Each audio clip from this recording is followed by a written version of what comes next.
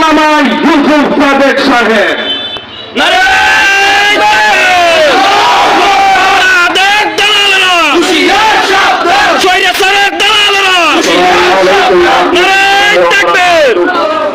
نحمده ونصلي على رسوله الكريم أما بعد قال رسول الله صلى الله عليه وسلم العلماء ورثة الأنبياء সংগ্রামী তৌহিদি জনতা, দিন দরদি মুসলিম ভাইয়েরা, আমরা সবাই অবগত আছি আজকে এখানে কেন সমবেত হয়েছি। এই ইসলামের প্রচার প্রসারের জন্য দাওয়াত ও তাবলীগ আজকে 100 বছর পর্যন্ত এই কাজ আঞ্জাম দিয়ে আসছে। দাওয়াতের কাজ তো মুহাম্মদ রাসূলুল্লাহ সাল্লাল্লাহু আলাইহি ওয়াসাল্লামের পরিচালিত কাজ। তবে আমাদের হযরত মাওলানা ইলিয়াস সাহেব রহমাতুল্লাহ আলাইহি উনি এটাকে একটা পদ্ধতির মাধ্যমে কিভাবে প্রত্যেক মানুষের ঘরে ঘরে দ্বীনের দাওয়াত পৌঁছানো যায় উনি একটা সিস্টেম চালু করছেন। সেটা আজকে বিগত 100 বছর পার হয়ে গেছে। আলহামদুলিল্লাহ, এই মিশনের মাধ্যমে লক্ষ লক্ষ এক পরিসংখ্যানে দেখা যায় 1 কোটির উপরে শুধু অমুসলিমরা মুসলমান হয়েছে। হিন্দু, বৌদ্ধ, খ্রিস্টান, ইহুদি এই ধরনের 1 কোটির উপরে শুধু অমুসলিমরা মুসলমান হয়েছে।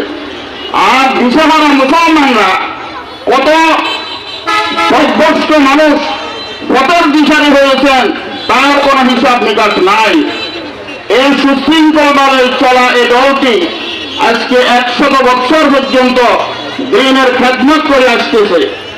কিন্তু দুঃখের বিষয়, ইহুদ নাসারারা এই মুসলমান এইভাবে সব পথে পরিচালিত হবে এদের চরিত্র হনন করার জন্য, এদের মধ্যে মারামারি, দাঙ্গা এবং বিভেদ সৃষ্টি করার জন্য দাওয়াত ও তাবলীগকে বিরোধ করে দিয়েছে। এরপরেও আমরা আমাদের মিশন আমরা চালিয়ে যাচ্ছিলাম, ওনাদের কাজ ওনারা চালিয়ে যাচ্ছিল।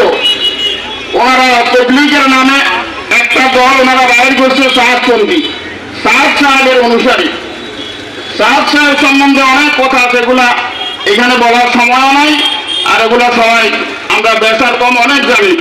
উনি একজন গোমরা পথভ্রষ্ট লোক, যদিও আগে ভালো ছিল, পরবর্তীতে উনি কি কারণে আল্লাহ জানে কার দালালি করতেছে। গত কয়েকদিনের পত্রিকায়, পরশু দিনের পত্রিকার মধ্যে বিস্তারিত আপনারা দেখবেন, নয়া দিগন্তের মধ্যে আসছে উনি কার এজেন্ডা বাস্তবায়ন করার জন্য ওনার সন্ত্রাসীদেরকে লেলিয়ে দিয়েছেন। এই বিশ্বাসটা সুচারুরূপে সুন্দরভাবে পরিচালিত হয়ে আসছে বিগত কয়েক বছর যাবৎ।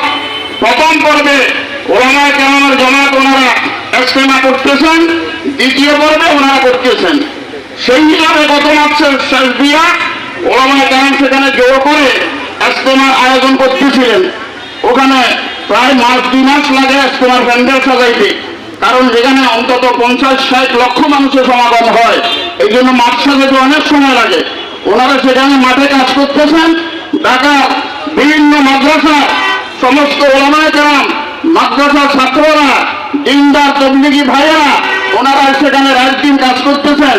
এবং ওনারা কাজ করে রাত্রে যখন ঘুমিয়ে পড়ছেন, অন্ধকার রাত্রিতে এই সন্ত্রাসী বাহিনী অস্ত্রশস্ত্র নিয়ে তাদের উপর হামলা চালাইছে এবং আমাদের 4 জন দিনী ভাইকে শহীদ করে দিচ্ছে।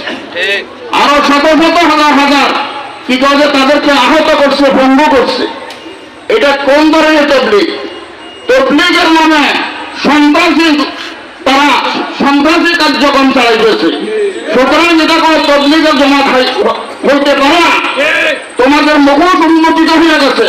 তোমরা কার এজেন্ডা বাস্তবায়ন করার জন্য তাবলীগের নাম দিয়া এই সমস্ত কাজ করতেছ, তোমাদের সব গুনাহ ফাঁস হয়ে গেছে। আপনারা জানেন বাংলাদেশে বর্তমান অন্তর্বর্তী সরকার আসছে, দেশকে সুচারুরূপে সাজানোর জন্য উনি কাজ করতেছে।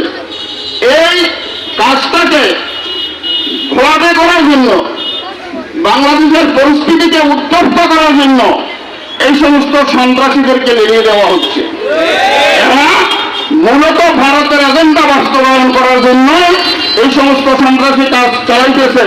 জায়গা জায়গায় আমাদের ওলামায়ে কেরামকে গালি দিচ্ছে, ওনাদের উপর হামলা করছে, ওনাদেরকে বারবার বলা হচ্ছে আসো বসো, সুরাহা করো, মীমাংসা করো। ওনারা মীমাংসা করতে রাজি নাই।